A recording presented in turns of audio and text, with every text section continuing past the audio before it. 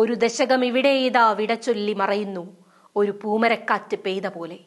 നിറയെ ചുവന്ന പൂക്കൾ, പാതയിൽ സമരങ്ങൾ തൻ മുദ്രകൾ. സഖാവ് പുഷ്പന് അന്ത്യാഭിവാദനങ്ങൾ.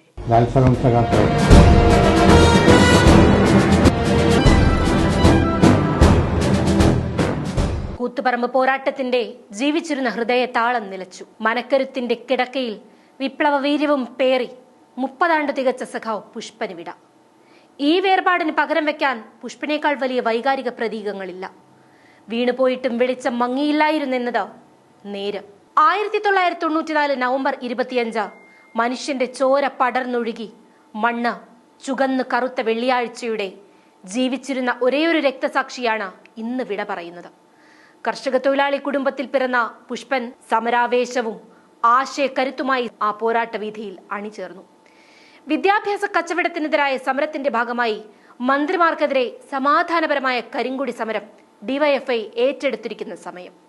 കൂത്തുപറമ്പിൽ അർബൻ സഹകരണ ബാങ്ക് സായാഹ്ന ശാഖ ഉദ്ഘാടനത്തിനെത്തിയതായിരുന്നു മന്ത്രി MV രാഘവൻ.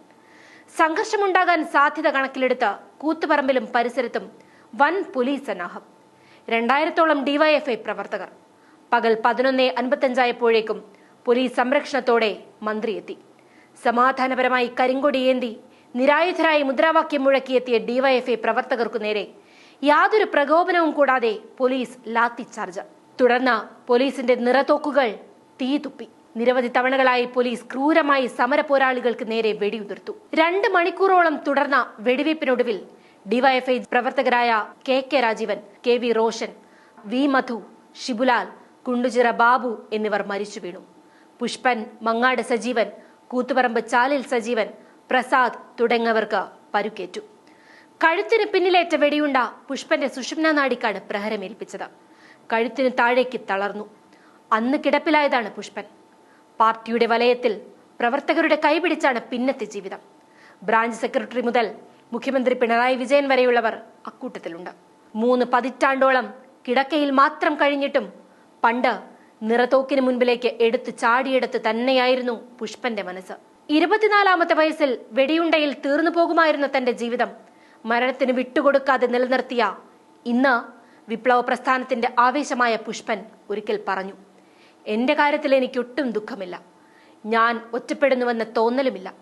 കാരണം പ്രസ്ഥാനത്തിന് വേണ്ടിയാണ് ഞാൻ ജീവൻ നൽകിയത്. ചെറുകുടലിൽ സങ്കീർണമായ ശസ്ത്രക്രിയ, ആഴ്ചകൾ നീണ്ട ആശുപത്രിവാസം, ദേഹപീഠകൾ പുഷ്പനെ വിട്ടൊഴിഞ്ഞിരുന്നില്ല. കൂത്തുപറമ്പ് രക്തസാക്ഷിത്വത്തിന്റെ 30ാം വാർഷികം ആചരിക്കാനുള്ള ഒരുക്കത്തിലാണ് സഖാക്കൾ. രക്തസാക്ഷിത്വ ദിനാചരണ വേദികളിൽ ഇക്കുറി പുഷ്പന്റെ സാന്നിധ്യം ഉണ്ടാകില്ല.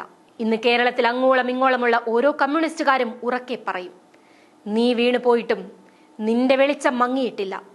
അവർ നിന്നെ നിശബ്ദനാക്കിയില്ല. നീ മൂകനല്ല. നിന്റെ കരുത്തും ആവേശവും ഞങ്ങളെന്നും കാത്തു സൂക്ഷിക്കുന്നു.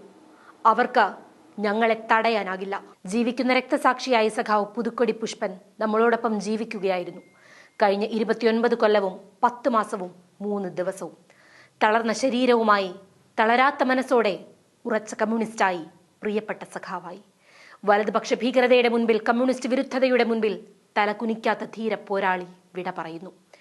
നീണ്ട സഹനത്തിന്റെയും പോരാട്ടത്തിന്റെയും അടിയുറച്ച പാർട്ടിക്കൂറിന്റെയും പ്രതീകമായ സഖാവ് പുഷ്പൻ എക്കാലവും ആവേശമായി നമുക്കിടയിൽ ജീവിക്കും. പുഷ്പനെ എല്ലാവരും അറിയുന്നു. പുഷ്പനെ എല്ലാവരും ഓർക്കുന്നു. ആ വരികൾ വീണ്ടും പാടുന്നു. തണ്ടൊടിഞ്ഞിട്ടും വാടാതങ്ങനെ നിൽപ്പാണവനൊരു ചെമ്പനീർപ്പൂവ്.